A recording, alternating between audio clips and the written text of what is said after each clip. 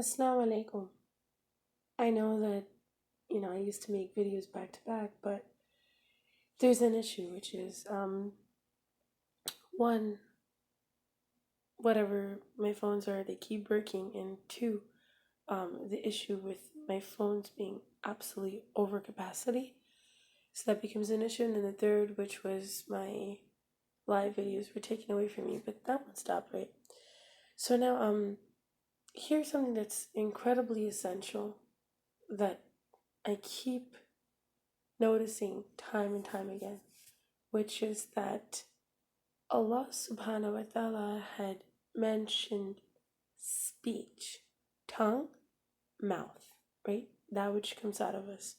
Number two, our hands, but our hands in terms of actions of doing things or practice, or in the opposite to that, which is, fighting. Okay. But I want to come back and I want to actually emphasize in something which we should be doing. Our communication has changed from meeting people to verbally expressing it over to typing things or writing things. But I would like to recommend this for all people who, may type someone, okay, congratulations or thank you, or particularly actually for the people who are on YouTube or on any platform, whatever, wherever it is that they're expressing a dua. Like, let's just say that you watched a video of some imam or some mufti or some someone with wisdom, and you decided to go ahead and like say a dua, but you typed it, whereas if your intention is great, but in the practicality of the essence where it should be verbally coming out in terms of, let's just say, may Allah subhanahu wa ta'ala grant you Jannah, okay, or may Allah subhanahu wa ta'ala grant you blessings, or whatever the dua is. I'm pretty sure you guys are aware of what I'm talking about when you're writing anyone. It doesn't even have to be, I'm just taking the example of that, but what I'm really trying to come back at is anyone whom is wishing someone goodness through the will of God, make sure you make it practical through speech. The greatest ayat that I can truly take from is when Allah subhanahu wa ta'ala will use his speech, right, or a shout, right? So he'll use a shout to commence and gather the whole entire dunya, or even the whole entire universe, at the time of the Day of Judgment. So he'll be vocalizing it using his speech in that essence, right? And then the greatest strength we see, or in actuality, which is supposed to work, maybe not against an ego of a human being, but greater than your hands, greater than your writings, greater than your typings, is actually speech. We see that in Musa al-Islam. He says, go, talk to him and use your speech, right? So use your speech to do it. And then even to the husband unto a wife, he is told, give her kind speech. So that's 1, 2, 3. I gave you the greatest example of Allah subhanahu wa ta'ala, but we are obviously going to understand that that's for him.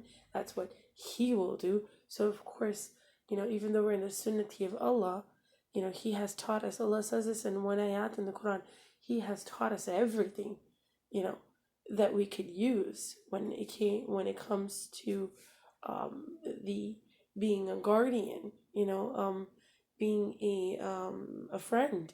He's taught us everything except he's only kept 2 things with him, which is mercy. So Rahman Rahim, which belongs to him, but he also again comes back to us and tells us, but better than that is mercy. So sometimes, most of the times, all of us ask for justice, but Allah is the one who has the most, right? He says most merciful, most compassionate. So of course, again, he recommends that mercy and compassion upon us too, knowing that we're human beings and we don't really show that when we get to that degree and boiling point. We really don't show that. So that's for him, and that's why, he is the sovereign, he is the king of all kings. Like, he is the ultimate, the majesty, he is the majesty. So that, if you want to don't take that example, because, we're respective to that boundary, right, between creator and servant, creator and slave, creator and creation. Okay, but we can take the example of the other two, which is Musa Islam was using the speech, vocalizing, what he needed to come across, and also in terms of even gifting or giving to a wife, which is to use the speech too, right? What does God decree? He decrees kind speech. So now if we come back, the essence of the importance of the word, to even the Quran, look at it as an example. We are to recite it, vocalize it. So we are reading it, we are understanding it. So to read, ikra, to read, is a composition of, multiple words describing ikra in itself. We're reading it, which means reading is not only okay to recite, but it's also to understand, right? When you're reading a textbook or you're reading an article, you're not only reciting it, but you're also understanding it. So subhanallah for that. But continuing forward, to, just to speak is to vocalize. So what I'm trying to gear for you to understand is the essence and importance of vocalizing it. It's almost like, okay, Allah says do sajda, right, or submit to him. Submitting to him is not only sajda, it's actually submission, full submission, which is submitting your will to him, right? So submitting your way of life to him. So if he tells you to do something, you do that. If he tells you not to do something, you don't do that. Don't do that, which is submitting your will, complete submission to him. In the same essence, continuing forward, going back to it, or sorry, not going, how can I go forward to go back, right? You need to go back to go forward. That's exactly what it is, right? You do need to go back in life. You need to go ahead and look at everything that's going on. Yes, truly to go forward. Alhamdulillah. So now we're going to come to this part where we understand that, let's look back at what it is that we do in terms of submission, and so we can go forward and correct the things that we can, or correct means polish, the things that we can make better. So submission also in the essence is not only by will, right, but also by way, but not, will, way, same thing in that sort, but to practice it is also submission, to submit to Allah in sujood, in sajda. That's what's purifying your forelock. That's what's purifying your pineal gland, right? So just knowing that that's an important part, knowing that you are not submitting to the ways and whims of the can't say the dunya, because that's even hurting the dunya's feelings, right? Actually, you're submitting to the practices of the people of the dunya, better way to say it, right?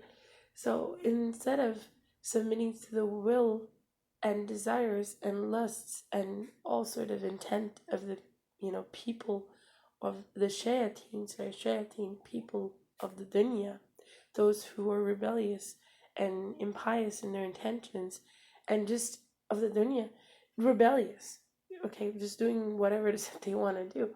So instead of